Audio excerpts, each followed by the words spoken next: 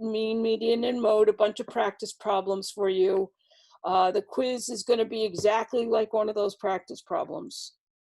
And I'm going to post it. I'm going to post it as a document. And you're going to have to complete it. I think the best way to do it is going to be to print it out, do the work, use your phone to photograph it or scan it, and send it back as an image or a PDF. Because I need to see the work for standard deviation and variance. I looked into using Canvas quizzes, and all I can do there is multiple choice. So no. I want you to work a problem. So does anybody think they're going to have trouble completing one of the ones that I send that has like space for you to do problems and show math? Can everybody scan or photograph it and send it, drop it into a Dropbox? Dropbox is going to go nuts. The plagiarism check is going to say that not one of these is done correctly. It's going to be fun. You can't really plagiarize words and stuff, but I'm trusting you to do your own work, everybody. Okay. All right, we're on the topic of z-scores. So I'm going to talk about the normal curve and z-scores. I put a ton of files in our Canvas site yesterday. I guess it was in the evening. An amazing amount of practice problems for z-scores because it's hard and people resonate with different ways of asking questions. These are all lifted from other online sources and from textbooks that I've used in the course and that publishers have sent, and I've just grabbed problems from them. I think I only typed up myself one of them. The rest are all created for me by student teaching fellows. There may be one or two with incorrect answers, but it's unlikely. There will be one or two later in the term, but not this time, I don't think. And if you find something that you're sure is an incorrect answer, please let me know, because there's nothing worse than trying to figure out what you did wrong when actually you did it right. That's a terrible feeling when you're trying to study, especially when you're trying to cram. Okay, so I'm going to share my screen here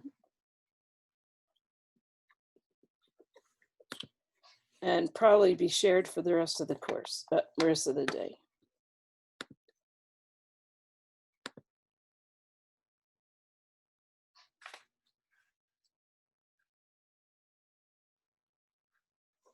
Look how fast I've gotten now. Okay, so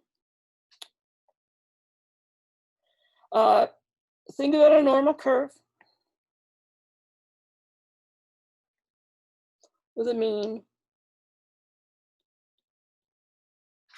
Let's say the mean is 5.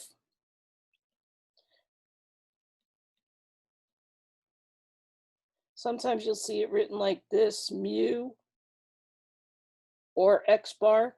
Mu is when it's a population, x bar is when it's a sample, but they both stand for mean.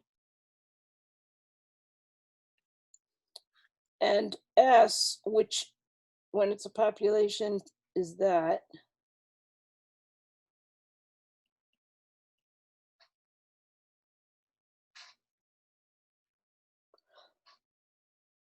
The vertical axis is the frequency of people giving that response. Say these are scores on a creativity scale.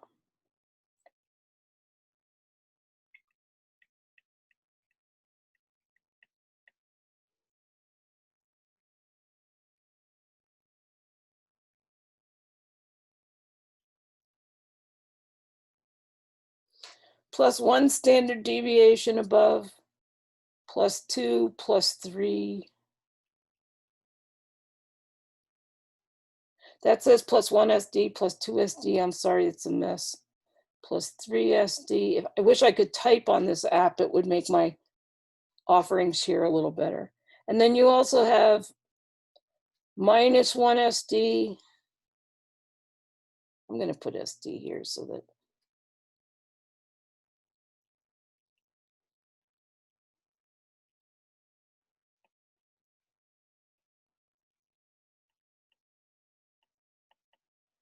if it was symmetrical, well drawn, etc., that's what it would be. So we have from -3 standard deviations up to +3. We don't usually look at stuff much past that. And what we're looking at across the bottom are scores. So if 5 is the mean, then what score is +2 SDs above the mean? Somebody call out what score that is.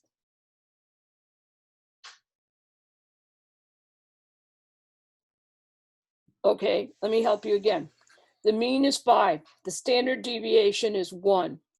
What score is 2 standard deviations above the mean? 7. Thank you, Isaac. And minus 2 standard deviations from the mean? 3. 3. Who wants that explained? Okay, Shaq, you can see this picture, right? Okay. You look really far away from your computer, by the way. Oh, hello. Okay, so you see the mean there, that's 5. We have +1 standard deviation would be 1 more score higher if the standard deviation is 1. So this is a score of 6, this is a score of 7, and this is a score of 8. Does that make sense? Okay, and then over here we have 4, 3, and 2. If the standard deviation was a different number, these would be different numbers. But because it's 1, it's just one number higher, 1 digit higher. Okay, so if I say, what score is 3 standard deviations below the mean? You're subtracting 1 3 times from the mean of 5. And then the answer is 2. Did that help? Yeah, it still feels a little slippery, but it helped. Anybody else want an explanation of this that's different? Okay, so what is this z-score thing that I'm talking about? A z-score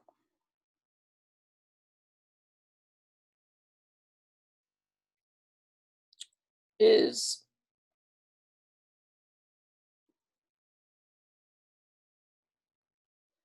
well, let me make sure I word it the same way I usually word it. Hang on. Yeah, okay. Is the deviation of a raw score from the mean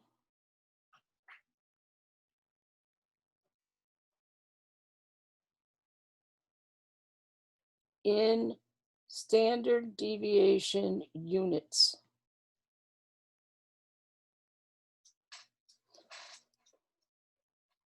Pre-formal statement. A z-score is a deviation of a raw score from the mean in standard deviation units. In other words, a z-score tells us how many standard deviations from the mean somebody's score is. So if you scored a 6.5, we could assign you a z-score that's going to tell us how many standard deviations you are above the mean.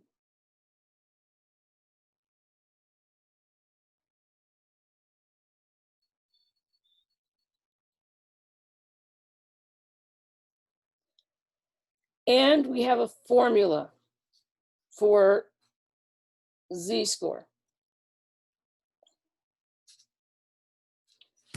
And there are going to be many examples here where we know the z-score and we're trying to find the raw score, and we know the raw score and we're trying to find the z-score.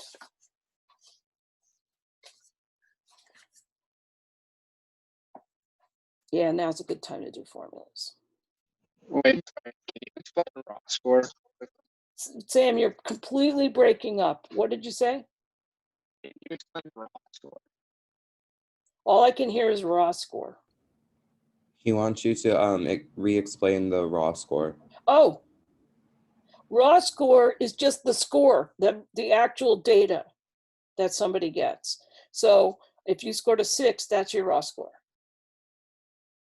Okay, so raw score is just the data that is collected, the data that is given by the participant. The numbers that you went out and got about mood are raw scores. We can turn them into z-scores. Z-scores are sometimes known as standard scores.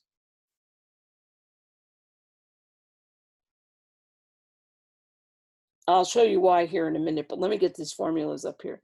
So z-score, you can compute somebody's z-score by following that definition, the deviation of a raw score from the mean. So it's x for the raw score minus x bar for the mean.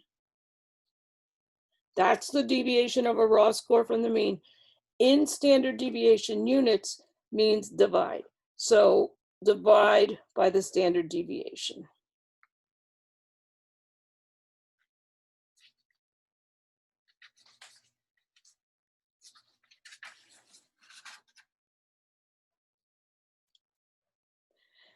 Conversely, we can find the raw score if we know somebody's z-score. And again, I'll explain this in just a minute, why that could come up, how that could come up. So all I'm doing is transforming this formula on the left. This is not new.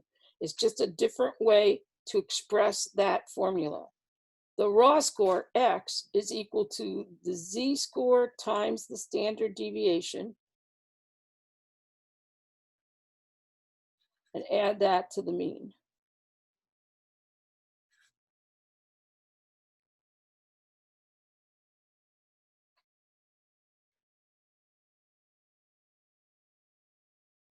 While we have this one practice example here in front of us, I want us to try one.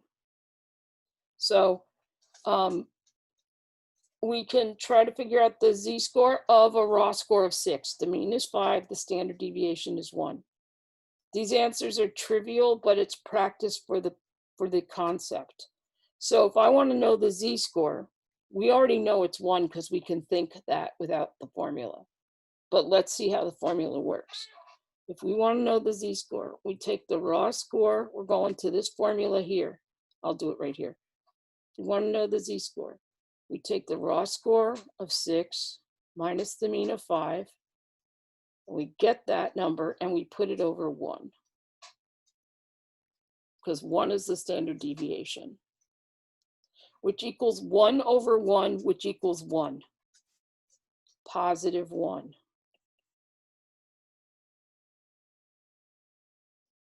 Let's do it for 4. This was for a raw score of 6. Let's do it for a raw score of 4. Z is equal to 4 minus 5, that's the mean, divided by the standard deviation, which is still 1. So Z is equal to negative 1 over 1, which is equal to negative 1. Don't lose the negative signs. That's why I use this example. If a score is below the mean, its z-score will be negative every time.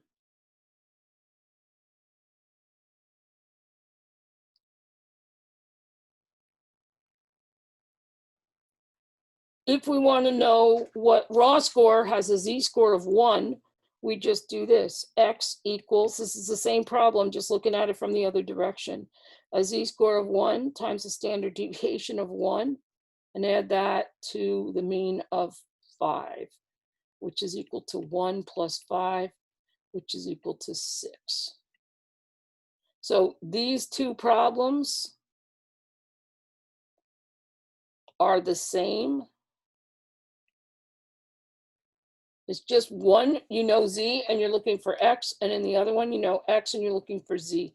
In other words, one, you know how many standard deviations it is from the mean, you know its Z-score, and you're looking for the raw score, and the other one, you know the raw score and you're looking for its Z-score.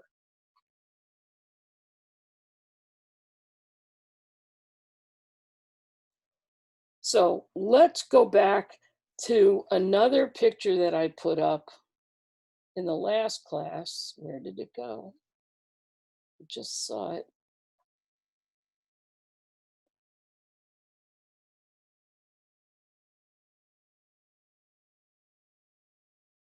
Where in the world it's this one, this ugly, ugly sucker.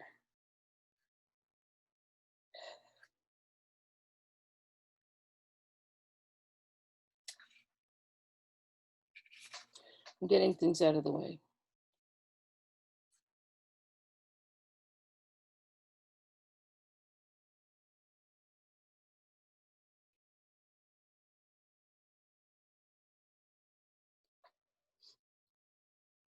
Okay, so I basically started Z-scores in the last class. I just made another picture today to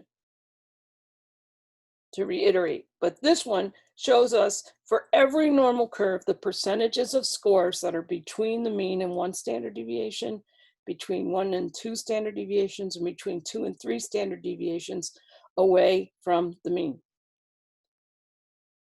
Also, by the way, I put a better looking image that's this in the files section of your Canvas site. And I also created this module for normal curve and Z-scores, and it's in there with all the practice problems and a table that we're going to be using.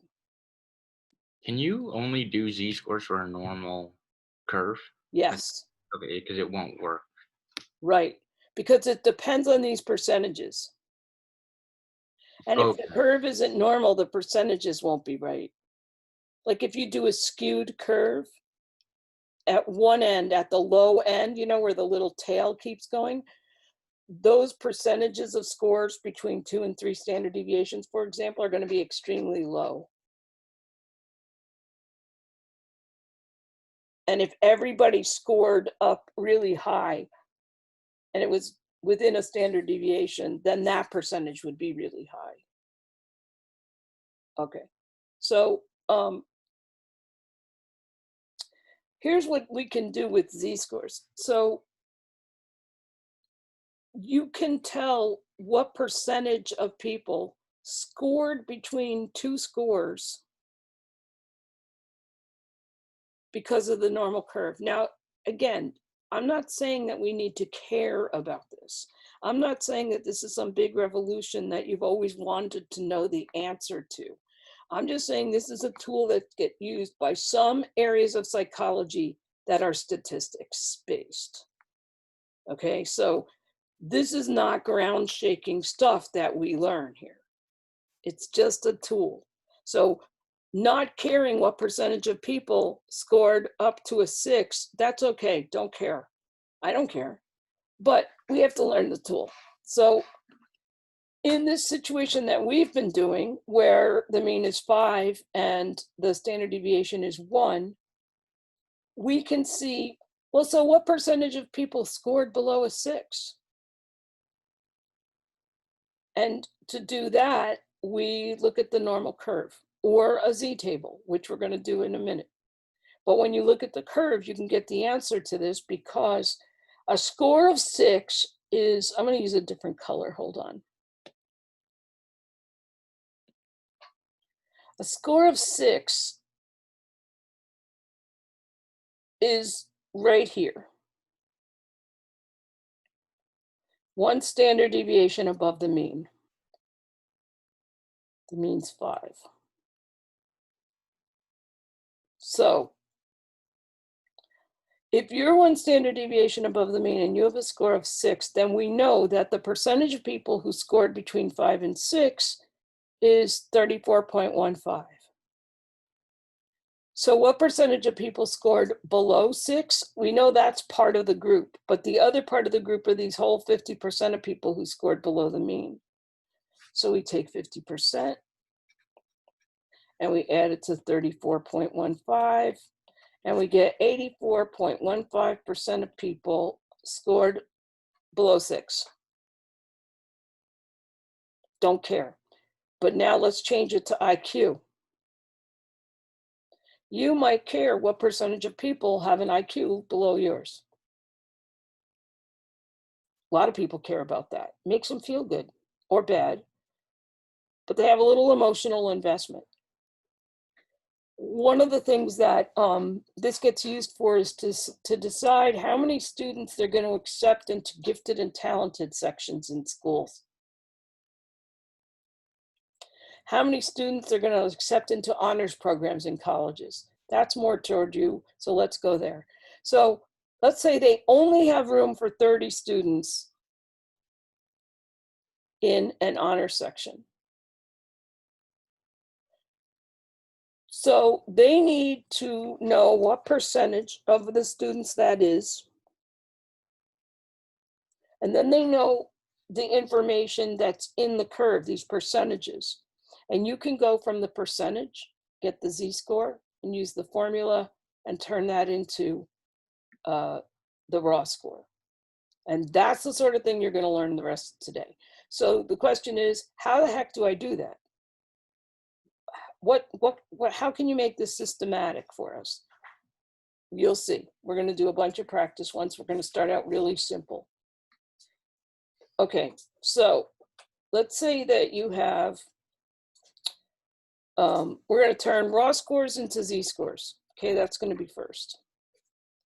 So let's say that you have a raw score, which we just call score, of 17.22. The mean is 13.47.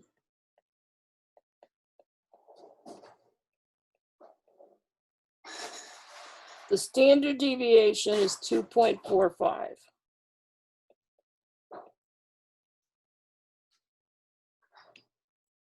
Oh, I'm so sorry. Wow. Okay. It's really easy to hit notebooks by mistake. So what z-score in this set of scores, what's the z-score of the raw score of 17.22? That's the question. There's a formula for that. Z equals the raw score minus the mean divided by the standard deviation. So it equals 17.22 minus 13.47 divided by 2.45.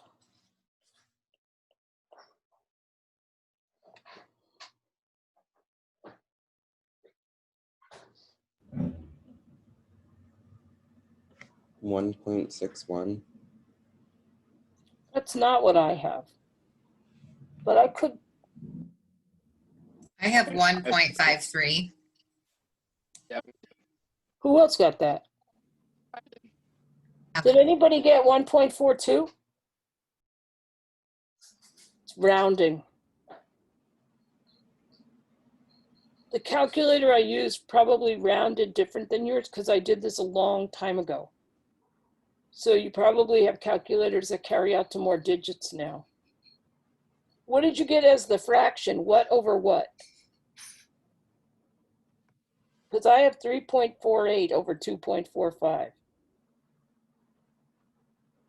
What is 17.22 minus 13.74? 3.75. Oh, that's the problem. Thanks. Okay, so you get 1 point what as your z-score? 5.1 or something? 1.53. And that sounded like something that had a lot of agreement. Okay, so z equals 1.53.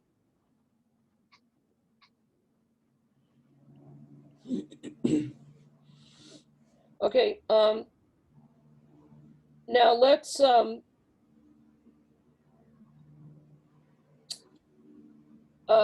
see how it goes in the other direction. Let's say that we know your z-score and it's 1.53 and you want to see what raw score that goes with.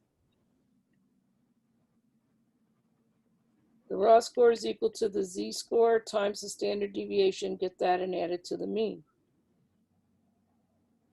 So we know that we have a z-score of 1.53, so we take 1.53 times 2.45, we get that, and we add it to the mean of 13.47. This is making more sense now that you have examples, right? Mm-hmm. I was doing a piss poor explanation, and I'm sorry about that. I've never had to explain it to a screen before. It doesn't flow as easily for some reason.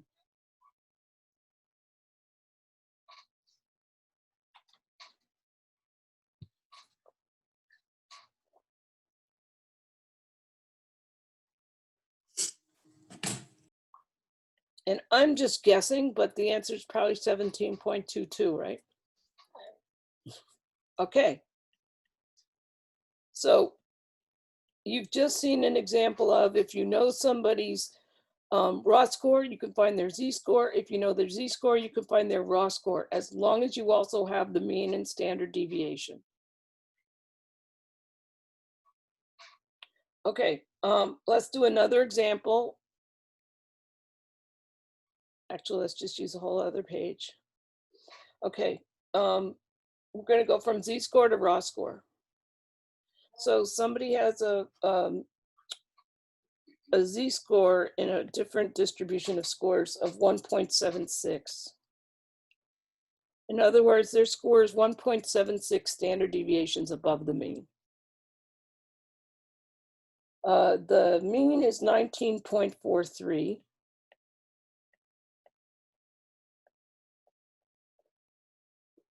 And the standard deviation is 3.42.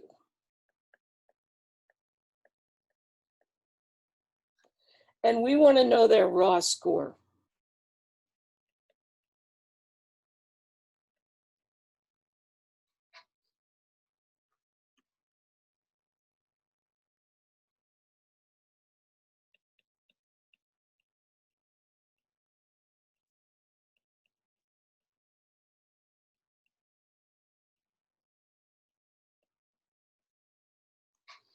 That's how you set the problem up.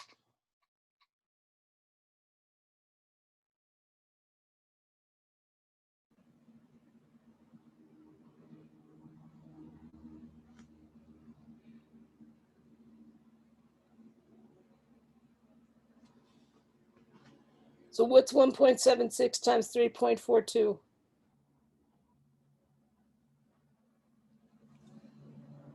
6.02. 6.02? Mm-hmm.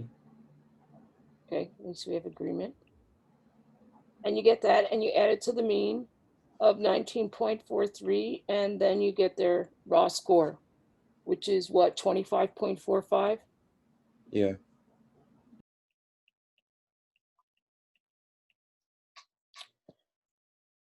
So basically, if you knew the areas under the curve detailed enough, you could say that somebody who has a z-score of whatever and therefore scored higher than whatever percent of the population, that this is what we don't know how to do yet. I do, you don't, you're gonna today. Scored a 25.45. There's different things that we can do with these numbers. Like what score is higher than X percent of the population? What score cuts off the bottom X percent? What two scores are contain the middlemost 50% of scores? What score contains 30 students above it? So I know where to cut off, say, SAT scores or something to determine honors, whatever I use, high school GPA, something like that. What did they use for honors here at Elmira, do you know? I think it was a combination of things. During essays. Sam, I'm sure you're saying something quite intelligent, but once again. You had to write an essay. Oh, there you go. So you have to score high in a bunch of stuff, and then you write an essay explaining why you want to be in honors, or an essay on a topic, why you want to be in honors. I'm gonna keep asking you yes, no questions, man. Okay. No, you had to write an essay about why you wanted to. Okay, gotcha. I can hear you if you just call back over your shoulder. Yeah, I'll just do that from here on out. Yeah, Sorry. either that or get a different mic. I think it's my headphones. I think it is too. Yeah. Try a different cheap set Okay. of somebody else's and see if it works. Isaac's are broken too, or also just steal his. Isaac's using the mic on the computer. Yeah. Yeah, I am too today, but I feel like I yell whenever I do it. So eventually I'm going to have to switch. Also, my girlfriend just got home from something. So usually I try to use headphones when she's around so that she only has to hear my half of a conversation and not all of it. So that it's a little less noise in the house. But yeah, so I don't have it. Okay, let's just keep doing examples. What else do we have?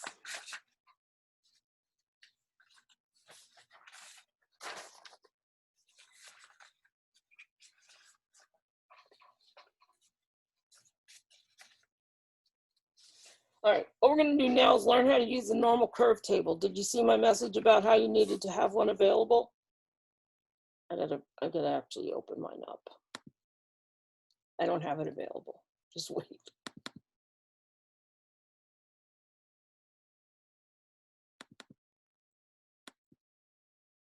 I'll be right back. I have to stop sharing screen. Oh, how am I going to share screen and look at this at the same time?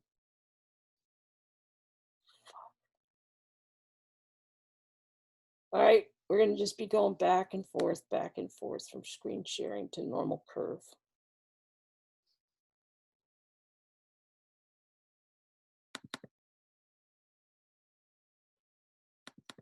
The file is the normal distribution table, correct? Yep. And it's a PDF. It starts out with an explanation of how to use the table. There are many versions of normal curve tables. I highly recommend you stick with this one. The other ones are, there's another form of it that's actually much more difficult to use. So if you stick with the one that's got 3 columns, that's fine. So let's start right at the top. So it's called table A2 from Word. I think this one came from, this might be the Khan Academy version. Almost this entire course is in Khan Academy. So if you wanted a second source of learning materials, just go straight to them. Or what's the one that begins with a CH? Do you guys know that one? It's not Chewy, it's not Chevy, it's something like Chegg? that. What? Chegg? Or yeah, Chegg? Yeah, Chegg. Yeah. Yeah, Chegg. I always think it's Chewy. But that's Pet Supply. Yeah, Chegg also has some really good materials. This came from one of those two. All right, so this is a picture of a normal curve, as you can see. And in one of the images up top, there's something with a B in it, a shaded area with a B in it. And on the other one, there's a C in it. The table below has 3 columns. And the first column is Z-scores. The second column is B, which is going to tell you the percentage of scores between a Z-score and the mean. We already know the percentage if we use round numbers, 1, 2, and 3, but we don't know it if we say, 1.76. We're going to have to look it up in a table. The second normal curve picture is with the shaded area C, is telling you that column C tells you the area under the curve, also known as the percentage of scores that are beyond Z, away from the mean.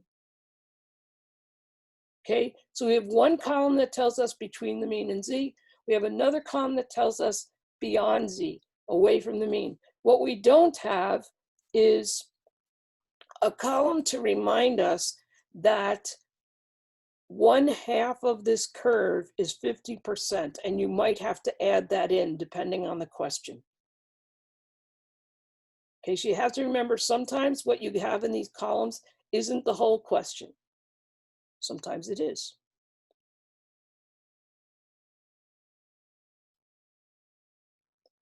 Okay, the next paragraph is just confusing and unnecessary. I suggest you just worry about those images there. And now you have the tables.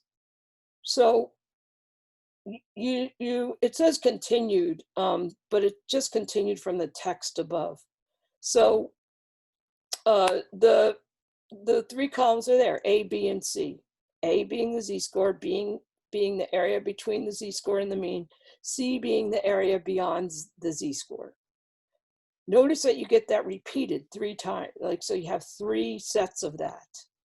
Look all the way down the left-hand column where you see Z is a 0.44. And then if you look up at the top of the next Z column, you'll see Z is 0.45. It's just a continuation of the left 3 columns. So really, this table, if they had the way to do it correctly, would be 3 columns wide and about as tall as my room. It would just it would just be those first 3 columns, and they could cut each one of these lengthwise where the lines are and tape them all together, and it would just be a really tall, narrow table. But because they have to fit it into textbooks, and this is definitely a photo scan of a textbook, you can see the shaded outline a little bit. They combine it, so they put they repeat it going across. It's just to make it fit into a textbook. Also less scrolling. Okay, so just to help you make some sense of this, we're going to try some obvious examples. When we had the normal curve picture before, what did we say was the percentage of scores between the mean and 1 standard deviation above? The normal curve table that we were just using a little while ago. This one. What's the percentage of scores between the mean and 1 standard deviation above or below? 34.15, is that what you're talking about? Yeah, 34.15%.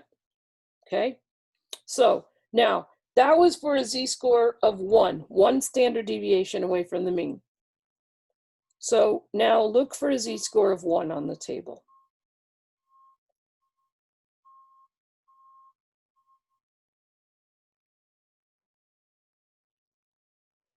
So you should see it down about a couple inches from the top on the right-hand set of 3 columns. Who wants help finding it? This is where being online totally sucks.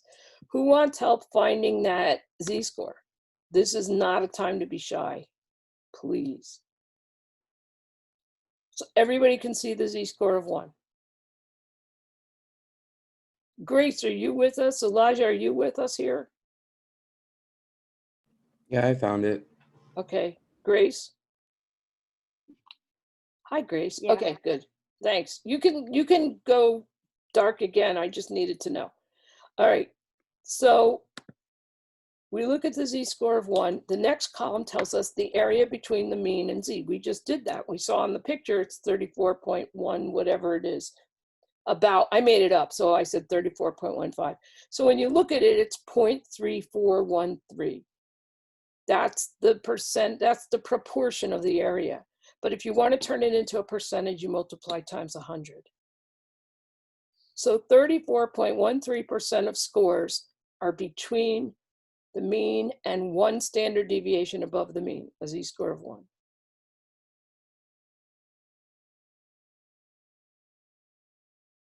What you might want to do if you have printed this out, which I do recommend, is draw the pictures from the section above. Draw what B is over the B and draw what C is over the C. Or draw it across the top or along the side of the table someplace. So you have it as a reminder, even though it says what it is above every time. But okay, so let's keep on this row, the area beyond Z. So with a z-score of 1, we're talking about all the scores off to the right of that. Accounts for 0.1587. So that's 15.87% of scores have a z-score, have a z-score above 1. Now, this table only is looking at positive z-scores, but all the z-scores below the mean are negative z-scores. Luckily for us, it's a symmetrical curve. So if we want to see the percentage of people who scored between the mean and -1, we're looking for the same number. We look for the z-score of 1, and we get the same percentages, because percentages can't be negative. So no such thing as a negative percentage of people. So what percentage of scores are people scored between the mean and the z-score of -1? It's the same, 34.13% or 0.3413. And how many people scored below a z-score of -1, away from the mean? 0.1587 or 15.87%. Okay, be honest, who doesn't understand what I just did? Shaq, you good this time? You're making a face like maybe. I get it. I'm just still processing it all. Oh yeah, so is everybody else. They're just not showing it as much. Joe's I nodding. don't hide things well with my face. That's okay. It helps teachers that you don't hide things on your face. I'll take it. Okay, so I think doing a bunch of practice problems is what's going to make this make sense to you. And I just want to do some more with you here while we're together. And then I think what we should do for Friday is we don't meet together. You take a quiz. I'll get it to you by class time on Friday and make it due by the same time on Saturday. And you use the other 45 minutes of class, because it's probably a 15-minute quiz for many of you, to do practice Z problems. And then on Monday, we'll keep going with Z. So you can bring in the problems that you couldn't do. Some of them I may not have gotten to in lecture yet, and any questions that you have about Z-scores. And we'll keep going with that on Monday. After Z-scores comes probability. And then that's what we officially use as a cutoff for the first exam. So I'll find some combination of things to give you that we can call an exam score. I'll probably do it in bits and pieces. We'll see. It's hard to do this online. I still haven't figured out the best way to get you the most credit for your stuff. Isaac, were you going to say something? You were talking about the quiz earlier in the beginning of class, and so the quiz is going to be one. You were saying it's going to be like one question, like one large question. I give you a list of numbers, and you give me mean, median, mode, range, standard deviation, and variance. Show your work for standard deviation and or variance. That's it. Okay. Distribution table. Sam wants to know, are we going to do a frequency distribution table? No, just mean, median, mode, standard deviation, and variance and range. And no z-score stuff? No z-score stuff and no graphing All right. for this. One more. Do we sorry. move on? Sorry, Joe. Do we, and then from there you want us to move on to the practice problems for the Z-score? Yeah, but there's For over the there are weekend. many, many, many of them. So they're just there for you, and the answers Okay. are there. So Okay. you know, it's not to hand in, it's just to Okay. try. Yeah. So wait, So so when's the quiz due? the quiz will be due by 12:50 on Saturday. Okay. Like class time on Saturday. Okay. So Thank you. 24 hours basically. Okay, you're welcome. All right, let's do some more Z's just to get you some more practice before you go to try some stuff on your own. Let's see, what have I got? All right, we're gonna do a bunch of examples that all use the same mean and standard deviation. But you have to remember that the mean and standard deviation are much more varied than what I'm doing here. So I'm going to share my screen again. Give me a second.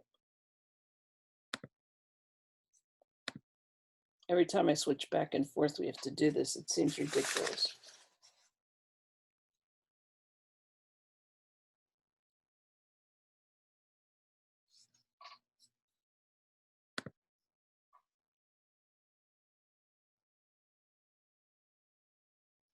All right, I think we're good.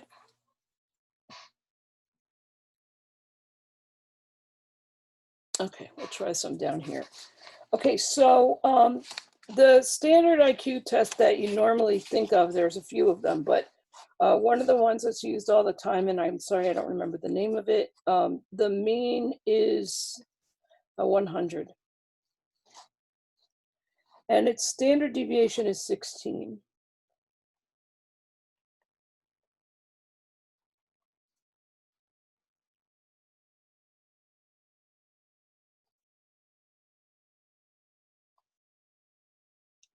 So we could ask what percentage of people have an IQ below 132?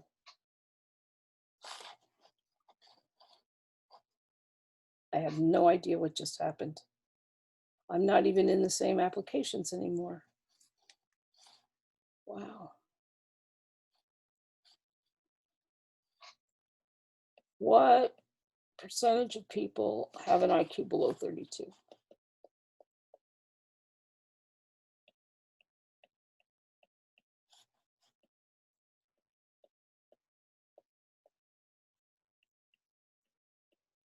It's good to put this in your notes so you know what to do, like what your notes are trying to solve.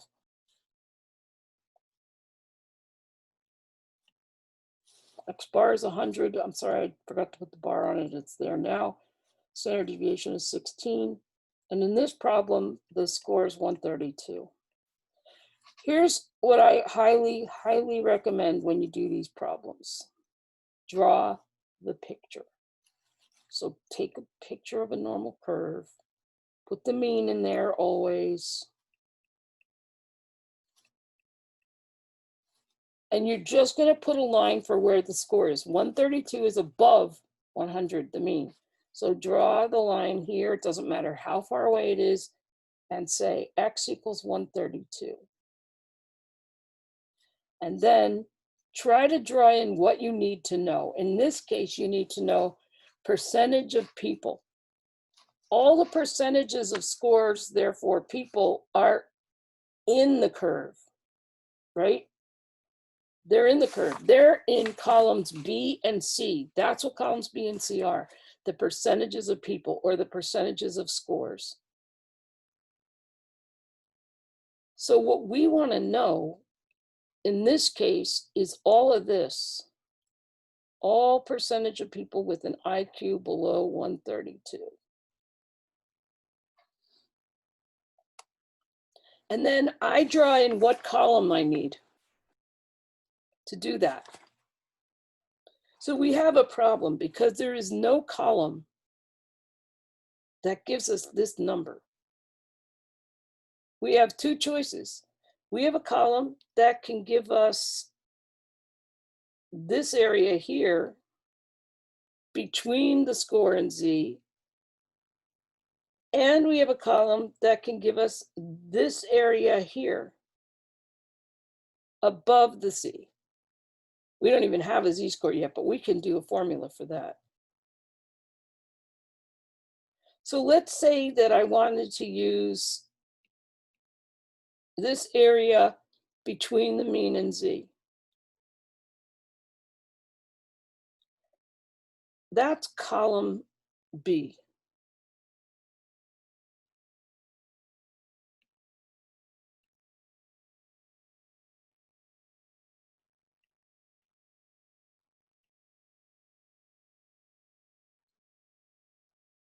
Just this.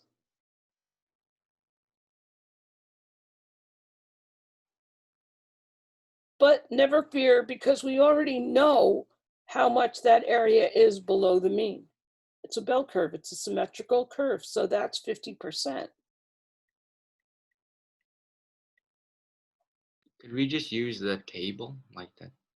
We're going to use a table, but the table won't give us that section over there to the left of the mean, where I wrote 50%. But Yeah, now we have to use the table, but we can't because all we have is the raw score. There's no column that says raw score. You have to convert the raw score into the z-score. Once you have a z-score, you can use the table to find that area. See what I mean about half logic, half math? It's an infuriating section of the course because the order of what you do changes constantly depending on the question, what you have and what you want to know. So we know that we have an IQ of 132. That's a score. We want to change it to a z-score. Z equals 132 minus 100 over 16, because z equals score minus the mean over the standard deviation. This is a nice, easy z-score. 132 minus 100 over 16 is 2. So the z-score is 2. I highly recommend that you put over here where you've got your line in your picture, z equals 2. Because it's the z-score you need to find this area. Once you know this area that I have here, which I'm marking as B, once you know that area, you can add it to 50% and get the percentage of people who have an IQ below 132. So unfortunately, I have no ink, so I do not have the table printed out. Oh, I have other Z tables that I grabbed from my office. I'll look for one of them for the next class. But you guys do. So go down the Z table until you find the Z of 2.00. Who is that next to you, Joe? Do I know this fool? Looks like Jordan. Is it Jordan? Jordan, you and I have an appointment in 6 minutes. Okay. All right, so you get a z-score of 2. What does it say the percentage of scores between the z-score and the mean is? Somebody tell us after looking at your table. 47.72%. Anybody else get that? So B is 47.72%. It said 0.4772, and that sounded like Sam's voice, was it? It was me, Elijah. Elijah, thank you. Oh yeah, you're kind of invisible here. I get, yeah.